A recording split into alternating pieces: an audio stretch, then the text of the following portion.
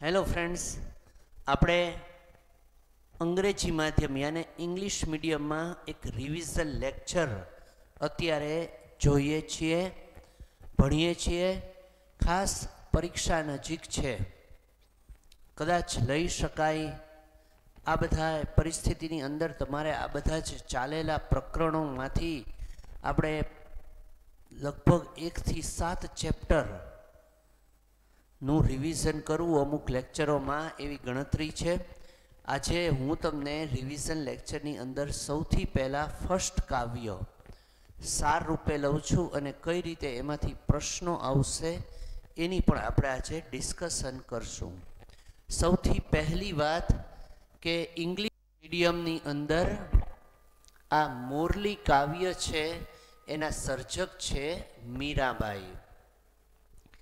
એનો સાહિત્ય પ્રકાર છે પદ. એનો સાહિત્ય પ્રકાર પદ. હવે તમને હું એક વાત કહી દઉં પહેલાં તે કે જનરલી 3 થી 4 વસ્તુઓ જ મોટા પ્રશ્ન માટે યાદ રાખવાની હોય છે. એક તો સર્જકનું નામ અને બીજો એનો સાહિત્ય પ્રકાર અને ત્રીજું છે પુસ્તકનું નામ. મૂળભૂત કૃતિનું નામ તો આપણને યાદ રાખવાનું જ હોય છે, પણ એ ઉપરાંત આ બીજા 2 પોઈન્ટ યાદ રાખવાના. પરીક્ષાની અંદર હેતુલક્ષીમાંય આવે પ્રશ્ન, એટલે કે એક વાક્યના પ્રશ્નોમાંય આવે અને જોડકા જોડોમાં પણ આ ક્વેશ્ચન આવી શકે. આ કાવ્યની અંદર શ્રી કૃષ્ણ મોરલી વગાડે છે એવી પ્રકારની વાત છે. મીરાબાઈ માટે 2-3 પ્રશ્નો તમને પહેલાં જ કહી દઉં જે એક વાક્યના આવી શકે. આપણે એ માટે બોર્ડ ઉપર આપણે લખીને તૈયાર જ રાખેલા છે કે આ કાવ્યના રચયિતા કોણ છે. રચયિતા એટલે એના લેખિકા કયો, કવયત્રી કયો, સર્જક કયો. જેના તમારે સર્જક માટેના નામ હોય, પાઠ હોય તો લેખક, સ્ત્રી હોય તો લેખિકા, કાવ્ય હોય તો કવિ, સ્ત્રી હોય તો કવયત્રી. એ રીતે આ કૃતિ છે મોરલી. આ મીરાબાઈનો પ્રશ્ન આવી શકે કે એણે ગુજરાતી ઉપરાંત, ગુજરાતી ભાષા ઉપરાંત કઈ કઈ ભાષામાં પદ લખેલા છે. તો રાજસ્થાની, હિન્દી અને વ્રજ, આ 3 ભાષામાં એમણે પોતે કાવ્યો રચેલા છે.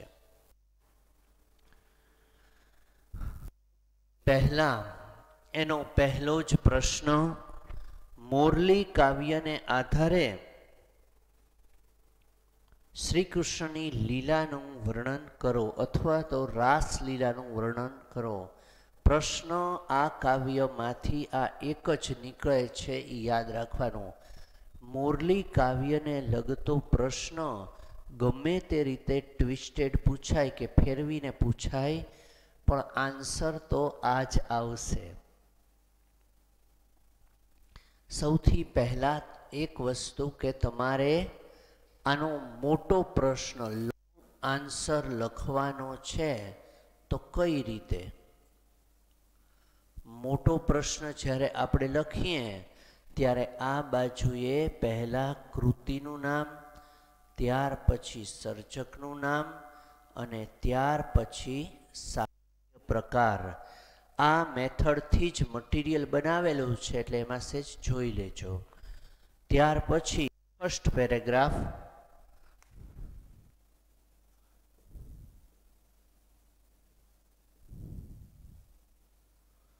આની અંદર પ્રસ્તાવના. પ્રસ્તાવના એટલે ઉપરનો જે સર્જક પરિચય હોય એની સામાન્ય માહિતી લખવાની છે, અથવા તો કૃતિ વિશેની, કે આ પ્રકારનું ચેપ્ટર છે, આ પ્રકારની પોયમ છે વગેરે. પેરેગ્રાફ 2,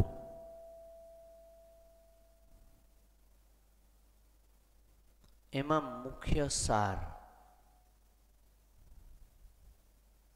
મુખ્ય સાર એટલે જે ક્વેશ્ચન પૂછાયેલો હોય એ આખાનો સાર આવી જાય એ રીતે તમારે લેખન કરવાનું છે. એમાં આખે આખો જવાબ આવી જવો જોઈએ છે. મુખ્ય પૂછાયેલો હોય ત્યાં સુધીનો પ્રકરણનો સાર આવી જાય.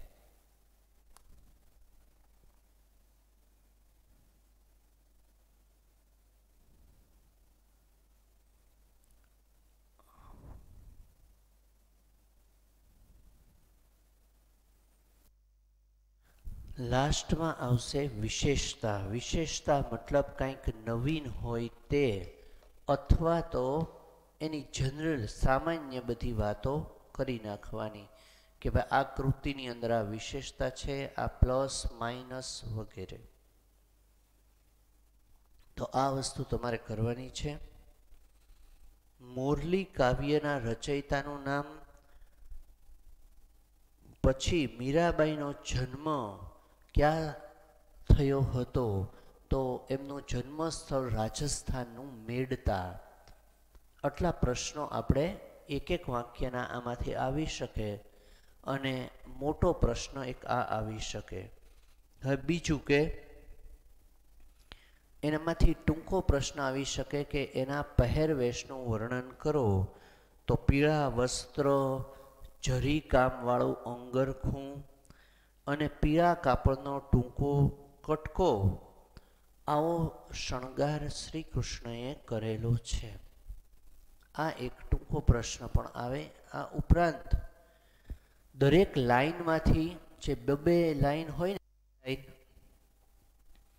એમાંથી પણ તમારે પ્રશ્નો ટૂંકા નીકળી શકે. એટલે આપણે બેટર ઈ જ રહે કે તમે આખે આખો સાર છે એ યાદ રાખતા જાઓ. કાવ્યની સમજૂતી આપણે શોર્ટમાં કહીએ તો કાવ્યની સમજૂતી યાદ રાખશો એટલે તમને ત્રણ પ્રશ્નો એક એક વાક્યના મોટા અને ટૂંકા ત્રણેય પ્રકારના પ્રશ્નો યાદ રાખશે. વ્યાકરણ માટેના અઘરા શબ્દો, ચેપ્ટર વાઇઝ ગ્રામર માટેના અઘરા શબ્દો યાદ રાખી લ્યો, તો એમાંથી તમને જે કાંઈ એવા શબ્દ સમૂહ તળપદા બધાના આન્સર લગભગ મળી જાય છે. તો આ રીતે આપણે ફર્સ્ટ એટલે કે પહેલા કાવ્યની વાત કરી. પહેલું કાવ્ય આ રીતે ઇમ્પોર્ટન્ટ છે. હવે આપણે આગળની વાત કરશું. પહેલાં આપણે ફર્સ્ટ કાવ્ય તમે થોડું જોઈ પણ લ્યો મટીરિયલમાંથી, પછી આપણે આગળનું રિવિઝન કરીએ. આપણે હવે પછીના કાવ્ય આમ જોઈએ તો ચોથું કાવ્ય છે, પરંતુ કાવ્ય તમને ઝડપથી રિવિઝન થઈ જાય, પ્રમાણમાં સહેલા છે. એટલા માટે આપણે પહેલા કાવ્યની પછી આ કાવ્યનો સાર લઈ અને એના રિવિઝન વિશે થોડી વાત કરીએ છીએ. હવે પછી કાવ્ય છે ચોથું, જીવન અંજલિ થાજો. આ પોયમ નંબર 4, ચોથું કાવ્ય છે જીવન અંજલિ થાજો. કરસનદાસ માણેક એના સર્જક છે.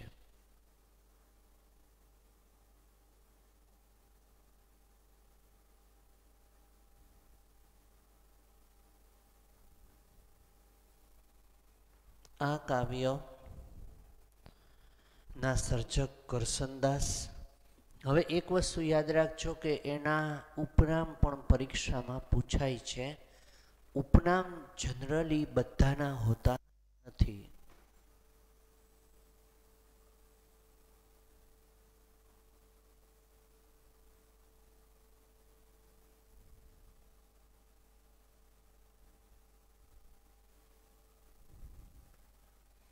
ઉપનામ વૈશંપાયન. હવે આનો સાહિત્ય પ્રકાર, આ બધા જ હેતુલક્ષી પ્રશ્નો છે. પ્રાર્થના,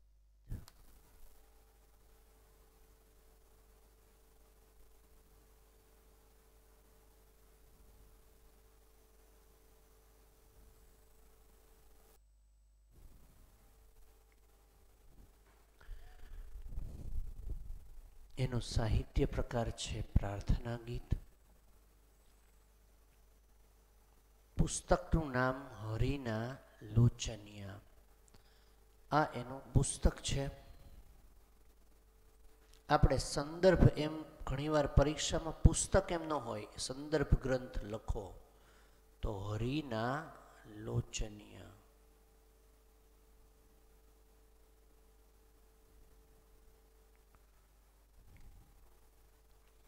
આ બધા થઈ ગયા એના હેતુલક્ષી પ્રશ્નો.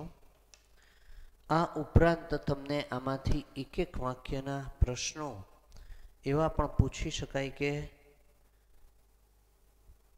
આલબેલ મોહબ્બતને માંડવે, વૈશંપાયનની વાણી, મધ્યાહ્ન વગેરે કાવ્ય સંગ્રહોના કવિ કોણ છે?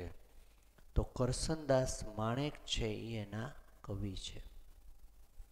હવે એનો સાહિત્ય પ્રકાર આપણે સમજ્યા, એને સર્જકનું નામ પણ સમજ્યા. તમે બોર્ડ ઉપર લખી લ્યો. બોર્ડ ઉપર જેટલા હોય ને એ બધા પરીક્ષાલક્ષી જે શોર્ટકટ આપણે લખતા હોઈએ છીએ. એટલે જો તમારે લખાય તો ઠીક છે, નહીંતર મટીરિયલમાં હોય જ છે, ટીક કરતા જવાનું. પછી પાકું કરી અને તમારે યાદ રાખી લેવાનું છે. અથવા તો મોઢે આપણા મમ્મી પપ્પા ફ્રેન્ડ્સ કોઈપણની સાથે ડિસ્કશનથી પ્રશ્નો રૂપે તમારે આન્સર આપી દેવાના, તો બહુ એનો બેનિફિટ રહેશે. તો આ 3-4 પ્રશ્નોની વાત હતી. આનો એક જ મોટો પ્રશ્ન છે, જીવન અંજલિ થાજો શીર્ષકની યથાર્થતા. જીવન અંજલિ થાજો શીર્ષકની યથાર્થતા.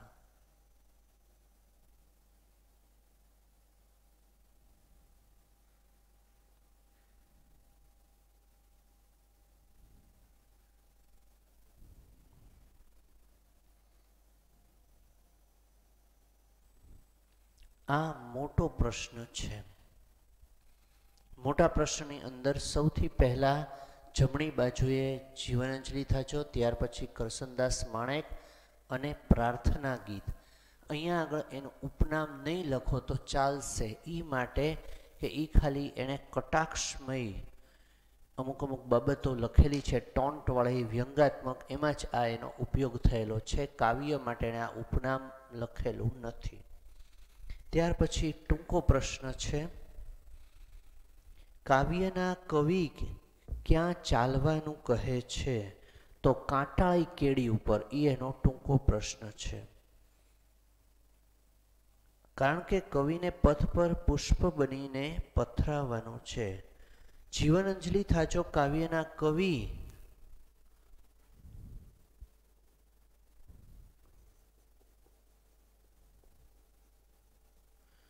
ક્યાં ચાલવાનું કહે છે?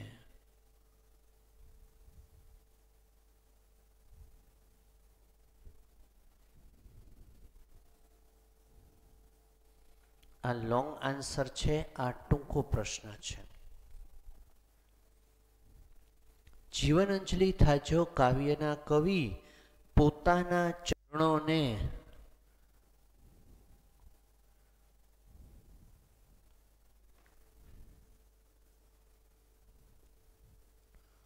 વણ થાક્યા કેમ કહે છે?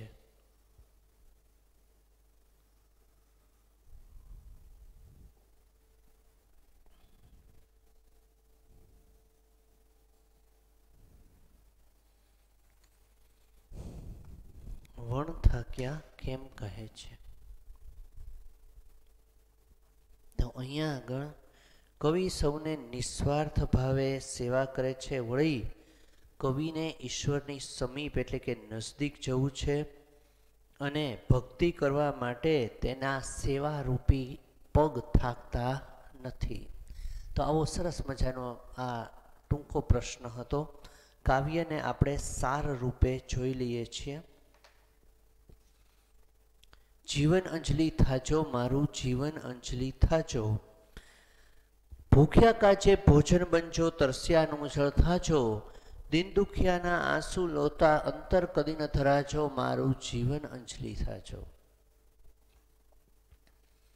ભૂખ્યા લોકો માટે મારું જીવન છે એ ભોજન બની જાય, તરસ્યા માટે મારું જીવન છે એ પાણી બની જાય, દીન અને દુઃખી લોકો માટે મારા આંસુઓ ક્યારેય તે લૂછતા હું થાકું નહીં. મારા આંસુ ભલે વહેતા રહે પણ દીન દુઃખી લોકોના આંસુ લૂછતા મારું અંતર કદી ન ધરાય. એટલે કે દુઃખી લોકોના આંસુ લૂછતા મારું હૃદય સંતોષ પામે નહીં. સતની કાંટાળી કેડી પર પુષ્પ બની પથરાજો, ઝેર જગતના ચીરવી ચીરવી અમૃત ઉરના પાજો, મારું જીવન અંજલિ થાજો. થાક્યા વગરના મારા ચરણો હંમેશા તારી સમીપ દોડતા રહે. કવિ બે ત્રણ પ્રાર્થના કરે છે. એક કે સતની કાંટાળી કેડી પર પુષ્પ બની પથરાજો.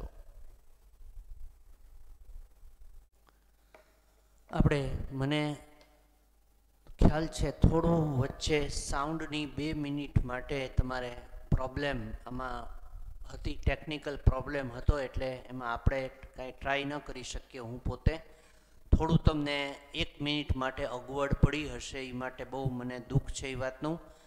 વચ્ચે થોડી ટેકનિકલ ખામી આવી જતી હોય એને લીધે કન્ટિન્યુટીમાં તમને લગભગ 1 મિનિટ થોડી ક્ષતિ પહોંચી હશે. એટલા માટે ફરીથી એ જ પંક્તિ હું લઈ લઉં છું, જે સતની કાંટાળી કેડી અને એની પછીની પંક્તિ સાર રૂપે ફરીથી સમજાવી દઉં છું. પહેલી તો તમને ખ્યાલ જ આવી ગયો છે, આપણે રિપીટ કરેલી છે કે સત્યના રસ્તે ચાલવું અને હું ફૂલ બનીને પથરાઈ જાઉં. હે ઈશ્વર, તમે જગતના મને ઝેર સહન કરવાની શક્તિ આપજો અને અમૃત ઉરના પાછો, એટલે કે હૃદયથી અમને અમૃત પાછો. અમે ગમે એટલા દુઃખી હોઈએ તોય તે હે ઈશ્વર બીજાને સુખ આપી શકીએ એવી શક્તિ આપજો, મારું જીવન અંજલિ થાજો. વણ થાક્યા મારા ચરણો નિજ તારી સમીપ થાજો. મારા થાક્યા વિનાના ચરણો એટલે કે પગ તારી પાસે જ દોડતા આવે, એટલે કે હે ઈશ્વર અમે તારું દર્શન કરી શકીએ. હૈયાના પ્રત્યેક સ્પંદને એટલે કે દરેક ધબકારે હે ઈશ્વર તારું જ નામ રટાય, મારું જીવન અંજલિ થાજો. વમળોની વચ્ચે નૈયા મુજ હાલક ડોલક થાજો. વમળની વચ્ચે મારા જીવનની જે નૈયા છે એ ભલે હાલક ડોલક થાય. વમળ એટલે પાણી, તમને ખ્યાલ છે કે ગોળ ગોળ ફરે અને અંદર કોઈ પણ વસ્તુ ખેંચાઈ જાય, એને વમળ કહેવાય. દરિયામાં જનરલી વમળ આવતા હોય. અહીંયા તો જિંદગીના વમળની વાત છે, એટલે જિંદગીની આપત્તિ, જિંદગીના દુઃખની વાત છે. વમળોની વચ્ચે નૈયા મુજ હાલક ડોલક થાજો. શ્રદ્ધા કેરો દીપક મારો નવ કદીએ ઓલવાજો. મારો શ્રદ્ધારૂપી દીપક ક્યારેય તે ઓલવાય નહીં, મારું જીવન અંજલિ થાજો. તો અહીંયા આગળ આ કાવ્ય નો સાર આપણે સમજતા ગયા. છેલ્લી લાઈનના અંદરથી પ્રશ્નો પણ આવી શકે એમ છે. ફરી વખત એના 2 લાઈનને કહી દઉં તમને કે વણ થાક્યા મારા ચરણો, એમાંથી તો ટૂંકો પ્રશ્ન આવે જ છે જે આપેલો છે. આમાંથી કદાચ વમળોની વચ્ચે કવિના જીવનની નૈયા માટે કવિ શું કહે છે, તો કે વમળોની વચ્ચે મારી નૈયા એટલે મારી નાવડી ભલે હાલક ડોલક થાય, એટલે ભલે ડગમગે, એટલે કે જિંદગીની તકલીફોમાં હું ભલે ડગમગતો રહું પણ શ્રદ્ધા કેરો દીપક મારો, પણ મારો એ છે શ્રદ્ધા છે, એટલે કે હે ઈશ્વર ગમે એવી ખરાબ પરિસ્થિતિમાં પણ તારા ઉપરની મારી શ્રદ્ધા ક્યારેય ઓલવાય નહીં. તો આવી રીતે આ કાવ્ય પણ પૂર્ણ થાય છે. આપણે આ કાવ્યનો સાર અત્યારે જોઈ લીધો. ખૂબ સારી રીતે આપણે આ કાવ્યને સમજ્યા છીએ. એક વખત રિવિઝનની અંદર આ 2-3 મુદ્દાઓ તમે લોકો જોઈ લો અને શાંતિથી વાંચી પણ લેજો. પ્રશ્નો એક કાવ્યના પાકા કરતા જવાના અને સામસામે પ્રશ્નોત્તરી કરતા રહેવાની, અથવા કોઈ આપણી આસપાસ હોય વડીલ, મમ્મી, પપ્પા કે એને આ તમારે પ્રશ્નો આપતા રહેવાના છે મોઢે. તો કોન્ફિડન્સ પણ આવશે, પ્રેક્ટિસ પણ વધશે અને પરીક્ષા વખતે વર્ક જાજુ વધી જશે નહીં. તો આપણે કાવ્ય 4 પણ કમ્પ્લીટ થઈ ગયું. હાય, આપણે 2 કાવ્ય તો જોઈ લીધા રિવિઝનમાં. હવે આપણે આ પાઠ 2 શરણાઈના સૂર, આ પાઠ જોઈએ છીએ. બહુ દર્દનાક સ્ટોરી છે આ, તમને ખ્યાલ છે. ખૂબ લંબાણયુક્ત પાઠ, પરંતુ ગુજરાતી ભાષાની સર્વશ્રેષ્ઠ વાર્તાઓમાંની એક વાર્તા છે શરણાઈના સૂર. એના સર્જક છે ચુનીલાલ મળિયા. આ સ્ટેપ બાય સ્ટેપ આપણે ચાલશું.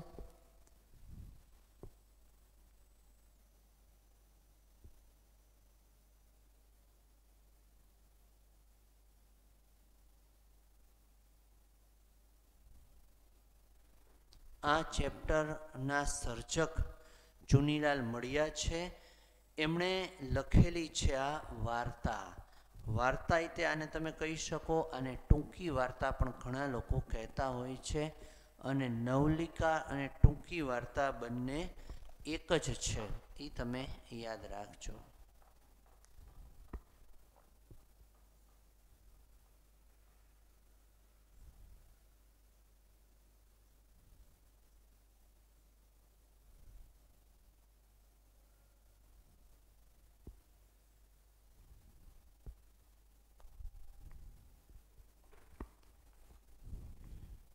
આ ટૂંકી વાર્તા છે એટલે કે નવલિકા છે. આના પુસ્તકનું નામ પણ સેમ છે, શરણાઈના સૂર. એટલે તમે ખાલી યાદ આ એક જ રાખશો, પણ એની સાથે સાથે સંદર્ભ પણ આ જ છે.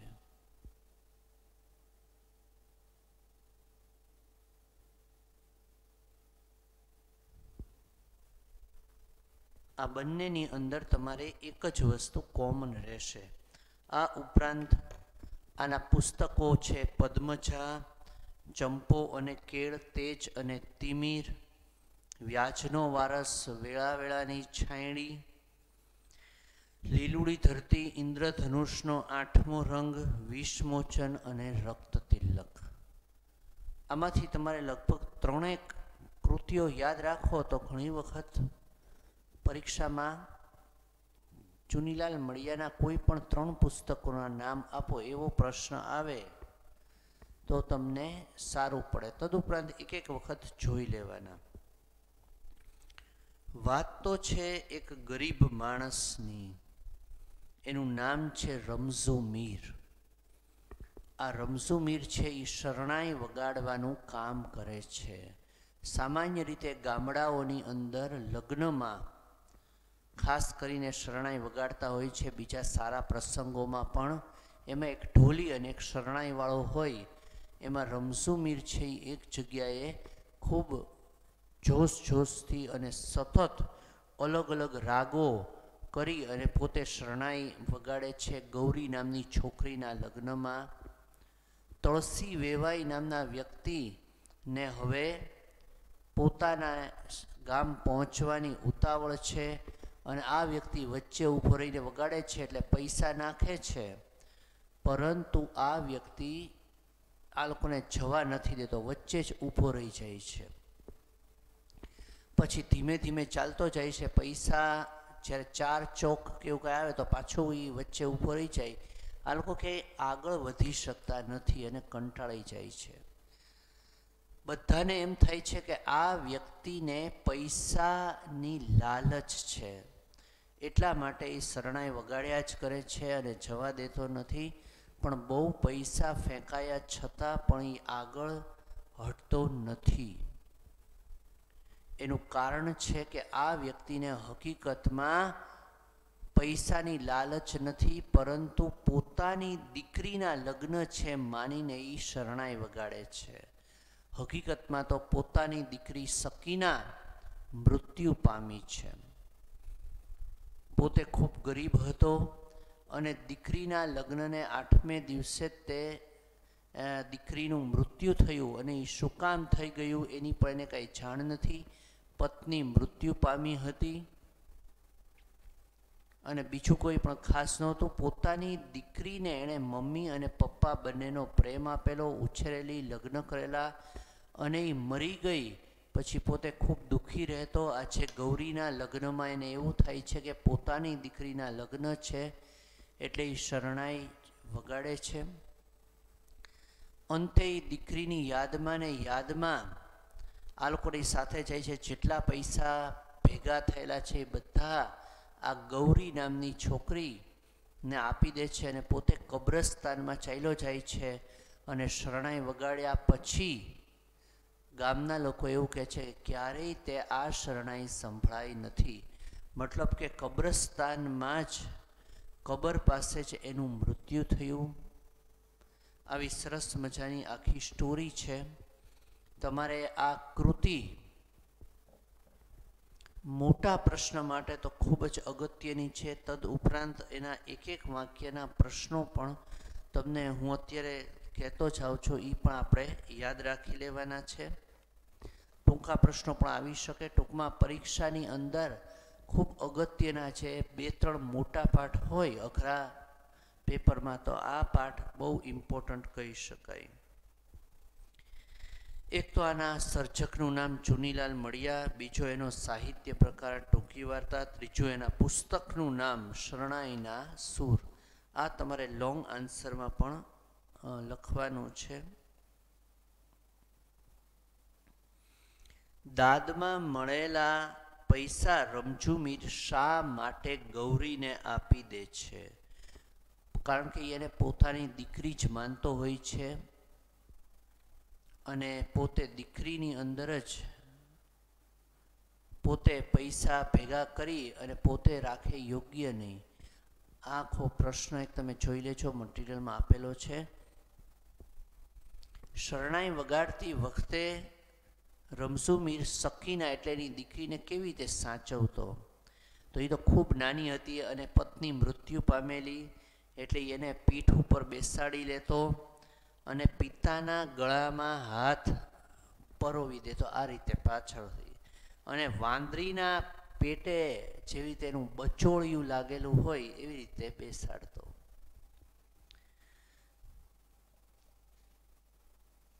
રમઝુ મીરની શરણાઈના સૂરની વિશેષતા શી હતી? તો એના શરણાઈના સૂરની વિશેષતા એ હતી કે એવી મોહિની સંભળાવતો કે કાનથી હૃદય સુધી એક પરિતોષ એટલે એક સંતોષનો નશો મગજમાં પહોંચી જતો. પ્રાકૃતિજનો આ શરણાઈની સુરાવલી સમજાય કે ન સમજાય પણ મંત્રમુગ્ધ બનીને ડોલી ઉઠતા હતા. પછીનો પ્રશ્ન, શરણાઈનો સૂર આપોઆપ કેમ બદલાઈ ગયો? તો પોતાની દીકરીની વિદાયનો પ્રસંગ આખો એને યાદ આવ્યો અને દિલમાં ઉઠેલું દર્દ એકાએક ભૂલાઈ ગયું, તેથી તેને શરણાઈનો સૂર બદલાઈ ગયો. હું તમને સાર રૂપે જવાબો કહું છું. તમારે મટીરિયલમાંથી પરફેક્ટ જે શબ્દોનો ઉપયોગ થયેલો હોય એ જ લખવાના છે. રમઝુ મીરને ક્યાં 2 પાત્રો જોડે દિલ્લગી બંધાઈ ગઈ? એક તો એની દીકરી સાથે અને બીજી શરણાઈ સાથે. આ તમને 2 મુદ્દા મેઇન છે. પછી તમારે થોડું વર્ણન આ રીતે કરી શકાય. એક તો પ્રશ્નમાંથી થોડા શબ્દો લઈ લો કે રમઝુ મીરને ક્યાં 2 પાત્રો જોડે દિલ્લગી બંધાઈ ગઈ હતી? તો તો રમઝુ મીરને બે પાત્રો જોડે દિલ્લગી બંધાઈ ગઈ હતી. એક તો પેઢી દર પેઢી વારસામાં મળતી શરણાઈ અને બીજી મૃત પત્નીના સંભારણા રૂપે મળેલી ફૂલ જેવી દીકરી સકીના. તો આ વધારે સારું પ્રેઝન્ટેશન તમારું લાગે. એટલે હું તમને ખાલી જે મેઇન પોઈન્ટ્સ કહી દઉં, આ પોઈન્ટ તમે યાદ રાખો એટલે આન્સર તમારો ખોટો ન પડે. પરંતુ તમે આ રીતે આખો જવાબ લખો તો તમારું પરફોર્મન્સ વધારે સારું લાગે. શરણાઈ રમઝુ મીર માટે શું હતું? શરણાઈ છે એ ખાલી રોટલો રળવાનું સાધન એના માટે નહોતું, પણ એની જીવન સંગીની સાથેનું સાનિધ્ય, એની સાથે એકસૂર બનવુંનું વાદ્ય, અને પોતે જ્યારે પત્નીની કબર ઉપર ફૂલ ચડાવવા જતો ત્યારે એ શરણાઈના સૂર વહાવતો હતો. એટલે ખૂબ એના માટે આ અગત્યનું હતું. ભૂધર મેરાઈનો મિજાજ હાથથી કેમ ગયો? તો 3-4 વાર દાદ આપવા છતાં, એટલે કે પૈસા આપવા છતાં એ પાછો હટતો નહીં, માટે ભૂધર મેરાઈનો મિજાજ ગયો. કબ્રસ્તાનમાંથી આવતી મરવાના છોડની સોડમની રમઝુ મીર પર શી અસર થઈ? તો આ પણ પ્રશ્ન આપેલો જ છે. આ એક તમે યાદ રાખી લેજો. આટલા પ્રશ્નો એક એક વાક્યના મેં કીધા, ટૂંકા પ્રશ્નો કીધા. હવે એના મોટા પ્રશ્નો છે. મેં તમને સાર કહી દીધો છે, પાકા કરવું એ તમારા ઉપર છે. સૌથી પહેલાં થોડોક સર્જક પરિચય, પછી શરણાઈના સૂર કૃતિના આધારે પિતાની વેદનાનું વર્ણન કરો. તો તમે આ મટીરિયલ ડાયજેસ્ટ તમારી પાસે છે અવેલેબલ હોય, અથવા તો ટેક્સ્ટ બુક છેલ્લે અત્યારે હાજરમાં જે હોય એની માટે હું તમને કહું છું, તો તમારે એનો સાર આખો જોઈ લેવાનો, અથવા તો એમાંથી ડાયરેક્ટ આન્સર વાંચશો તો સહેલું પડશે. મટીરિયલમાં બધું વ્યવસ્થિત આપેલું છે. માટે તો પિતાની વેદનાનું વર્ણન, એમાં પહેલેથી પત્નીના મૃત્યુ અને પછી દીકરીના મૃત્યુની વાત વણી લેવાની. રમઝુ મીરનું શબ્દચિત્ર આલેખો, એમાં પાઠના મુખ્ય જેના જીવનના બનાવો હોય એ લઈ લેવાના. રમઝુ મીરનું દીકરી પ્રત્યેનું વાત્સલ્ય જણાવો, એટલે પ્રેમ ભાવ, પોતે કેવી રીતે એને સાચવતો, કેવી રીતે એને ખભા પર બેસાડી એના બાળોતિયા થતો, આ બધી વાત તમે વાંચશો એટલે વધારે ક્લિયર થશે.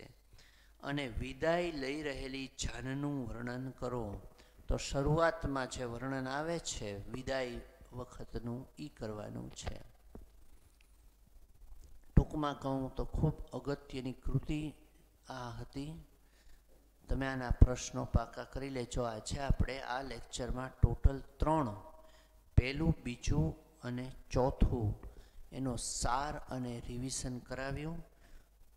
તમે એની પછીના લેક્ચરમાં હવે આપણે ત્રીજો પાઠ અને આગળ વધતા રહેશું. ખૂબ સરસ રીતે બધા તૈયારી કરતા રહો. Best of luck. પાછા આવતા લેક્ચરમાં મળીએ છીએ. જે કાંઈ ન સમજાય એ પ્રશ્ન પૂછતા રહેજો.